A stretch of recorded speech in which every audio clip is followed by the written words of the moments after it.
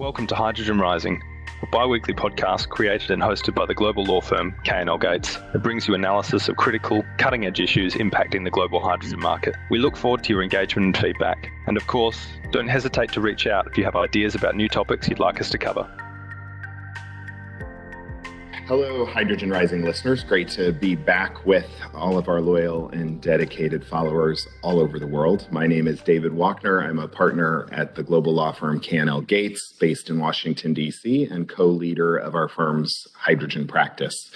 I am, as always, joined today by my awesome co-host of Hydrogen Rising, Sandra Safro, Associate General Counsel for Energy and Technology Regulation at the Edison Electric Institute here in DC. Sandy, hello, good afternoon. Hey, David, how are you?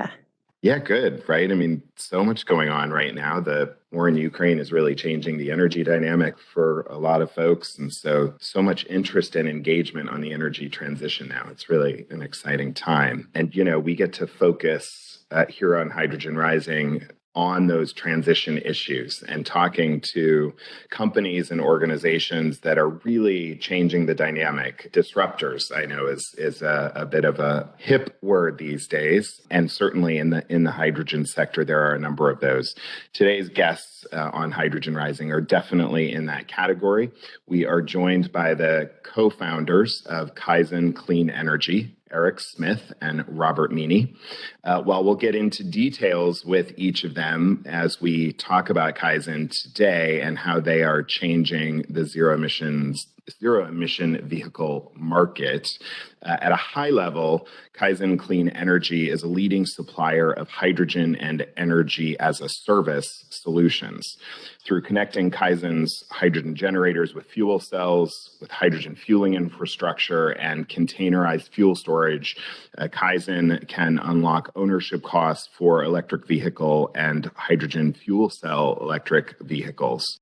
We are really excited to have these guys with us. So, Eric, Rob, welcome to Hydrogen Rising. Thanks for being here. Thanks for having us. Yeah, appreciate absolutely. it, David, Sandy. Yeah, so let's just jump right into it. I guess we've asked, I think at least one of you is a listener to Hydrogen Rising. So you'll know we've asked a number of our guests over the last couple of years, tell us about your origin story. Let's start with who is Kaizen? Tell us about your technology, kind of what you're trying to solve. So this is Eric. Again, thanks for having us on. What I'll do is I'll open with the question everybody wants to know, and then I'll let Rob tell you about our technology. So we started the company. We were trying to decipher, why does everybody say hydrogen's $1, but it's $16 at the pump in California?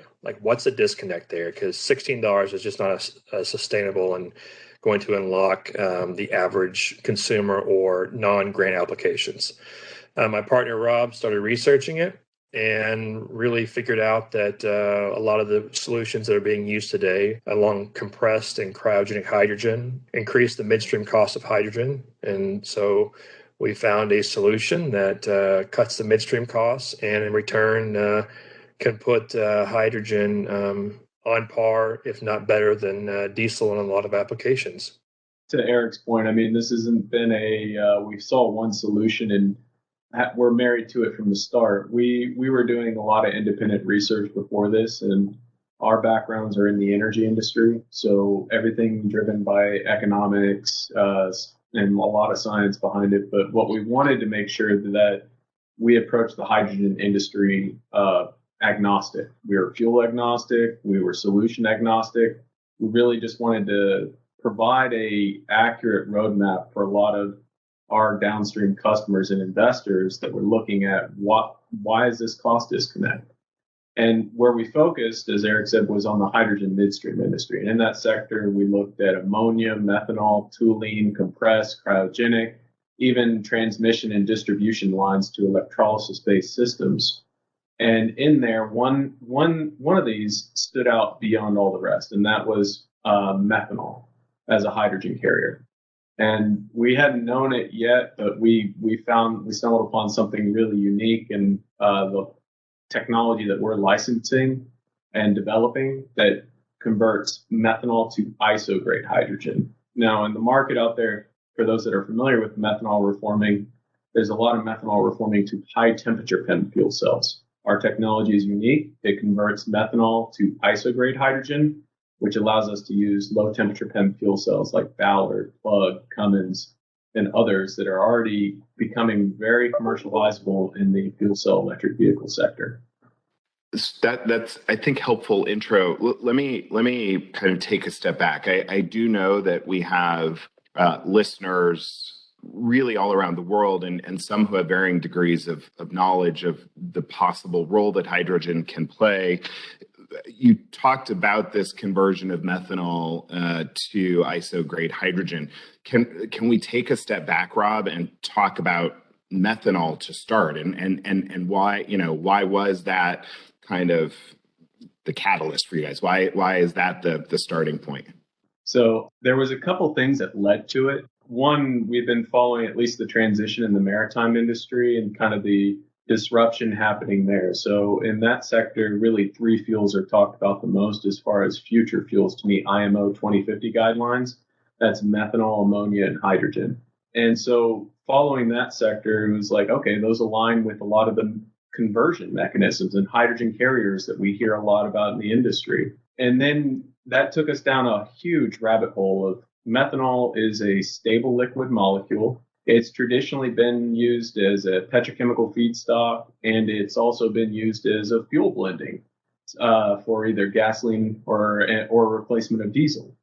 And it really got us to thinking about like, okay, that cost delta between $1 and $16 at the pump. A lot of that is driven by the midstream cost, which is a factor of how much can you transport and what is your cost of storage, meaning how many dollars per kilogram are you paying for the storage cost for your hydrogen? Well, methanol being a stable liquid that can actually be utilized, gasoline or diesel tanks, if they're converted properly, dramatically doubles the storage of hydrogen that you can have on site, 2x over liquid hydrogen, and actually is significantly less storage cost than liquid or compressed hydrogen. This is really interesting, and there's a bunch of questions that I would love to ask you guys, but I think to start off, it would be really interesting to hear you talk about how your technology applies to power generation. EEI, as some of our listeners will have heard me say before, is the trade association that represents all U.S. investor-owned electric companies or really electric utilities. And a lot of our members are, of course, thinking about clean energy solutions, things they can do with their power generation fleets. So really curious to hear some of the ways in which your technology applies to that sector. So we really like the idea of a multi-use system. So a lot of people that we talk to haven't quite, as I like how Eric phrased it, haven't quite decided what they want to be when they grow up, whether they're going to be a hydrogen fleet or an EV fleet. And this solution is like the Swiss Army knife of zero-emission vehicles. It replaces diesel generators for backup power. It provides a stable, high-density carrier for hydrogen fuel cell vehicles. But where we really like it is EV charging. And that's really been the heart of how we've grown this business, is this technology has been used for about 20 years in telecom backup and small-scale backup power. The technology that we are using has been evolved over the last 10 years to really suit medium-duty, heavy-duty vehicles. And if you want to talk about the cheapest form of hydrogen, they were actually putting them on the back of trucks and driving around generating hydrogen on board the vehicles. Similar to if you Google NECAR, N-E-C-A-R, back in 2000, this is what Daimler and Ford were doing in California and drove a car that did this from the West Coast to the East Coast. And that's what Yara is doing now with direct methanol fuel cells. But we're just taking that same technology to meet zero-emission vehicle mandates and putting it on the ground. We basically eliminate or reduce customer demand charges, which is a factor that can double or triple a client's bill. And at the same time, we've inverted the hub and spoke model for a lot of hydrogen production out there. So now if a client needs to charge EVs 4 hours a day, that leaves us 20 hours a day to distribute hydrogen from their site. So rather than large, humongous hydrogen facilities out in, no offense, Nebraska that's distributing hydrogen to New York, we'll do it on your site and distribute locally. And then the one thing that is the most interesting is, and is this is a scalable, movable solution. So in 3 years, 5 years, if your EV fleet, your new EV fleet or hydrogen fleet outgrows your depot, or you need to expand, you can take your containers with you and move them to your new depot. And we have clients right now that are, the utilities are telling them I need a 10-year or 15-year commitment on the transmission upgrades, but they've already said, look, we're losing our lease in 8 years. So EV for us is not practical, given the fact that we would have 7 years of cost we would not be able to reimburse. It is practical for us to provide this because the grid can't meet these shorter windows that a lot of our fleet owners are looking for. And is that, I mean, I've heard kind of now in these introductory discussions here, a number of things that it sounds like you all are trying to solve. Is there, I mean, what would you say is the single biggest challenge facing zero-emission vehicles and the broader deployment? So Sandy and I are both in Washington, and there's obviously a lot of discussion about this amongst policymakers, amongst regulators. Like, how do we more aggressively, more comprehensively deploy EVs in this country? So what's the big challenge, and are you guys solving that? I'll answer two parts, one for electric, one for hydrogen. So electric, the grid is a fantastic system, but it doesn't support widespread adoption of electric vehicles as it is today. BCG has a great piece on this where they kind of see where the investment gap is going to be over the next 10 years as you see market adoption of electric vehicles. And what I have this argument with some of my buddies that are still in the natural gas sector, and they love to tell me, oh yeah, hydrogen, whatever. And I go, you're focused on the power generation side. Then there's the transmission, then there's the distribution. We're focused on the distribution and microgrid side. So yes, there's gonna be power generation, a solar farm, a wind farm, large scale battery storage. But when you get to this side of the meter on the distribution side, that's what we're solving for. Because our customers, I've got 10 600 kilowatt hour buses that need a charge over a 2-hour period. And so that's now 6 megawatt hours have to be split up. Now you got 3 megawatts of power you need on site. And that's a inflated example, but we start to really see these numbers with fleets as they want to scale from just a 10 bus test fleet to 200 buses or so at a site. And then that megawatts of power generation become very important. And distributing that is going to be a problem when even the transmission lines leading up to that site don't even have that capacity. And the funny part is we take clients on a neighborhood look is kind of what we say is we take their site and we say, yeah, you've got 20 extra amps right now, but if we scale this out to just that trunk line that's feeding you, Amazon's on that, UPS is on that, all these other places that are going zero emission are on that. And it's a challenge for a lot of electrical grids is to forecast where that demand is going to come from here in a few years. So having a microgrid solution that provides clean energy is a huge benefit for a lot of our customers, i.e. the replacement of diesel generators that we're going to start seeing more and more frequent use of. From the hydrogen side, it's a couple-fold. The cost of infrastructure is too expensive. Hydrogen supply is unreliable, or you just have low quantities of it on site. And then the incentives that are necessary, the grants that are necessary to do that are few and far between, and not every state is equal. So with our system, using methanol, again, can reduce the cost of hydrogen at a client site by up to 50%. You have twice the amount of storage, and you can reuse existing assets. So it's a pretty good story for a lot of clients that need hydrogen or need a large quantity of hydrogen and a reliable supply.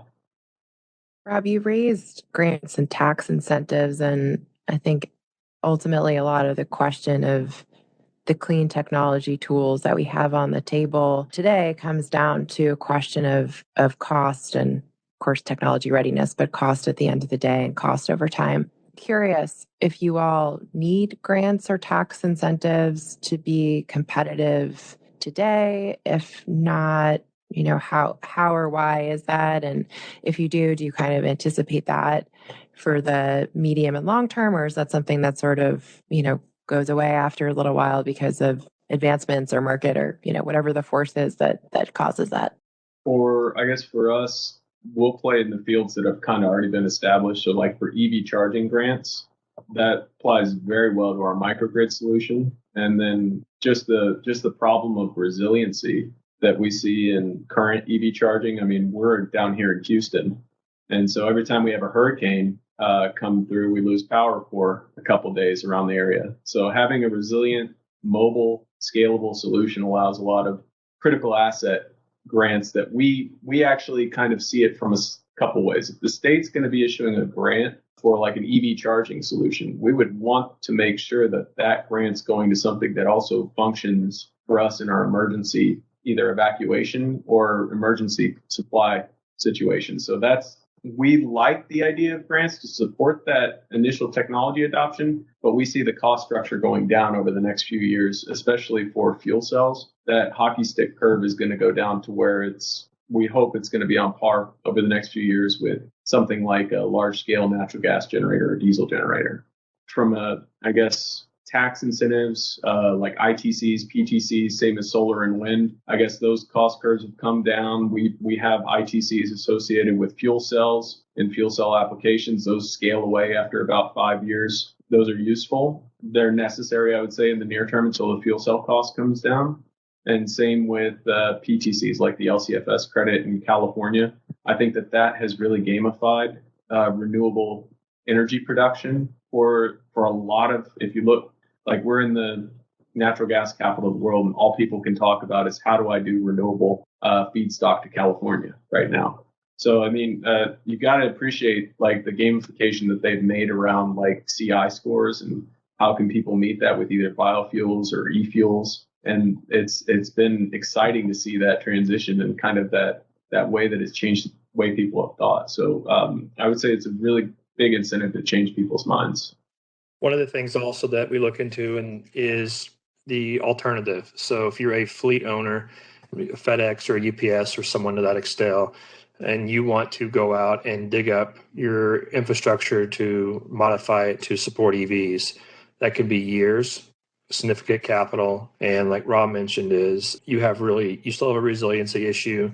You likely cannot do hydrogen from there. And it puts people into kind of a handcuff of what they're looking at because of relying on the grid and digging up the concrete and the modification to existing facilities. Where this is really unique is a brand new depot leases 40 acres, for example. They go through and they lay out their, year 1 through year 10 zero-emission vehicle transition. Year 1, they order 6 hydrogen, 4 EVs, and they want backup power for their building. You buy a containerized solution to meet that exact use case. Year 5, you come in and you say, I'm going to double this. I'm going to double my hydrogen buses. Then you modify your containerized solution to meet your energy and fueling requirements. So from a grants, tax incentives perspective, there's a lot of costs that people don't have to spend with our solution that make this very competitive, not outright competitive in most locations without any grants or tax incentives. And one thing I want to add on that is just we see the disconnect sometimes in a lot of these grants between vehicles incentives and infrastructure incentives. And the two aren't necessarily always correlating to the same metro. So when we talk to a metro and they're like, well, I got my incentive for my vehicles and I'm going to be replacing my vehicles, but I got to apply for like 10 grants this year to hopefully get one for my infrastructure.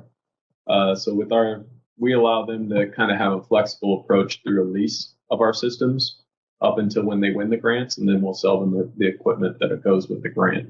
So it allows multiple bites at the apple, so you're not stuck paying millions of dollars in upfront infrastructure costs. I have a slightly less meaty question for you because I have a feeling that there's an origin story here that our listeners would benefit from hearing. So can you talk to us about or tell us about how you came up with the name Kaizen Clean Energy and any other origin story tidbits that you can share? So it's when we first started the company, we were trying to figure out what we wanted to do when we grew up. We realized there was this zero emission vehicle transition that was coming, and like Robert said, we noticed a severe lacking of distribution side of the equation. And one of the things we looked at is just how do we make things better? And so we hired a consultant to help us articulate our story in a way that was differentiated, that stood out. And they came up with the idea of Kaizen Clean Energy, and we liked it, and it just kind of stuck. And we didn't quite appreciate how quick it would catch on with change for the better. And it's an interesting story, but I wish I could take more credit for it, or Rob could. But we gave someone the idea, and they helped us articulate the message. We might find ourselves in mass manufacturing sooner rather than later. So it's helpful to have something Six Sigma related to our name. But to be clear, that's what it means, right? Eric, change for the better, right? You and I had a conversation about this last week, actually. We did. So it actually means change for the better in Japanese, correct? Yep. Yeah. Maybe as we kind of wrap up this conversation, again, I mentioned there's so much activity right now in Washington around transportation, clean transportation, energy infrastructure. Of course, billions and billions appropriated through the bipartisan infrastructure law last year that was passed and is now being deployed by the Department of Transportation, the Department of Energy. So, maybe I'd say, like, if you were sitting next to Secretary Buttigieg from DOT or Secretary Granholm from the Department of Energy,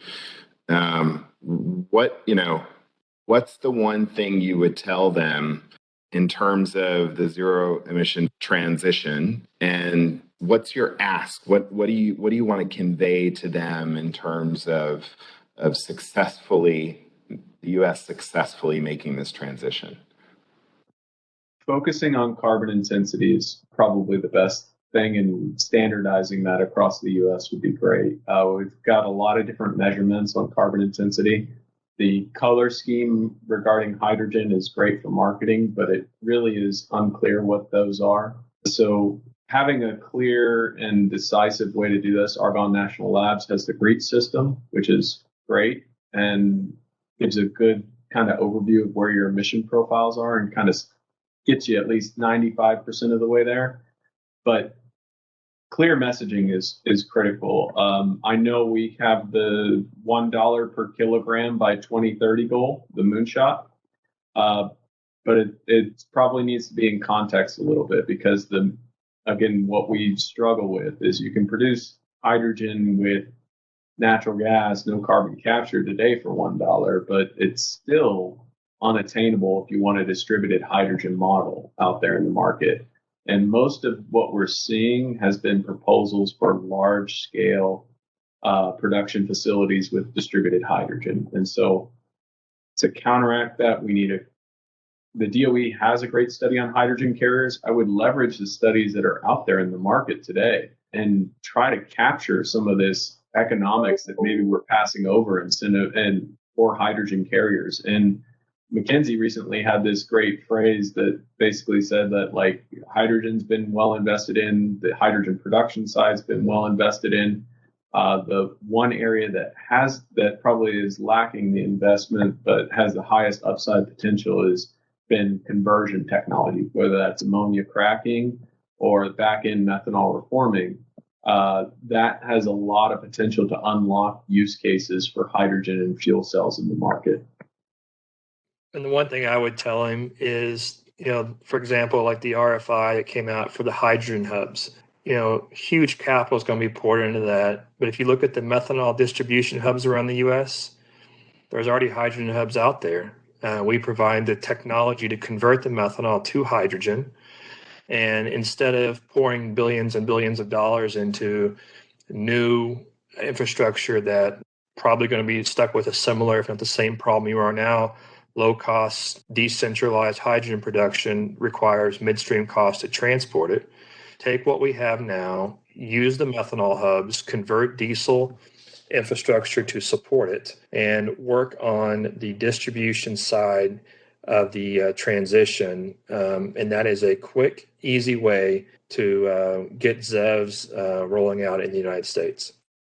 I think your last comment there about repurposing diesel infrastructure, we've got to get creative about how we're thinking about the energy transition. And I think utilizing existing assets is key to that creativity. And Rob, you mentioned the color scheme. Sandy and I, if you go back, I think it was the 3rd episode of Hydrogen Rising a year and a half ago, we talked about the need to shift away from the color nomenclature and instead to be talking about carbon intensity. That discussion seems to be ramping up now. I think, we're hearing that increasingly. We actually here at Canal, working with clients who are pursuing exactly what you talked about: hydrogen into biofuels, into the California LCFS market, for example, and that it's all about the carbon intensity. And I think we've got to find a way to get the rest of the dialogue focused on that. So if our listeners want to check you guys out, KaizenCleanEnergy.com, is that correct? KAIZEN, cleanenergy.com. And both of y'all's information is on there, so they can certainly get in touch directly. Really grateful to be able to have this conversation. I think we're trying with Hydrogen Rising to bring new players into the limelight, so to speak, and been great having a conversation. Thanks, David. Thanks, Sandy. Really appreciate the opportunity, and you guys enjoy the rest of your day. Thanks. And thanks to all of our listeners out there for joining us today. Don't forget to check out past episodes of Hydrogen Rising and also the K&L Gates Hydrogen Handbook, market-leading publication that looks at a range of issues impacting the hydrogen industry, commercial, regulatory, policy issues. That's all available on our website, klgates.com/hydrogen. If you have any questions about today's episode with Kaizen Clean Energy, as I said, check them out on their website, or you can also reach out to either Sandy or I. And until the next time, have a great day. Thank you for listening to this episode of Hydrogen Rising. Be sure to subscribe to receive timely notifications of future episodes and check out our market-leading publication, the Hydrogen Handbook, on our website at www.klgates.com.